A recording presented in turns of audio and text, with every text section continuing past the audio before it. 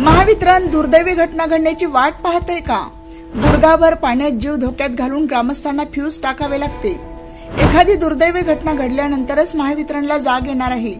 पिण्याच्या पाण्यासाठी नाईलाजाने पाण्यात उतरून फ्यूज टाकावे लागते, असा संतप्त सवाल दादा गायकवाड यांनी केला आहे।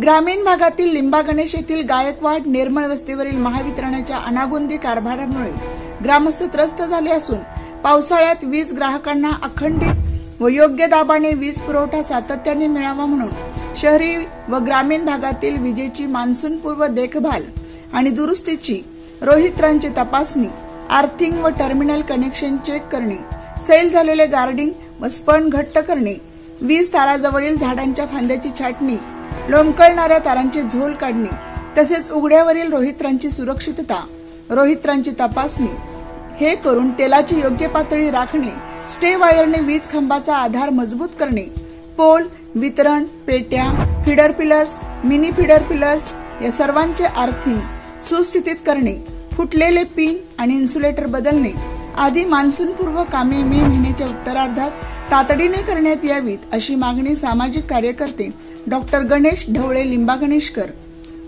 यांनी लेखी निवेदनाद्वारे कार्यकर्ते, अभियंता, महावितरण विभाग बीड यांच्या मार्फत ऊर्जा मंत्री देवेंद्र फडणवीस यांना केली होती।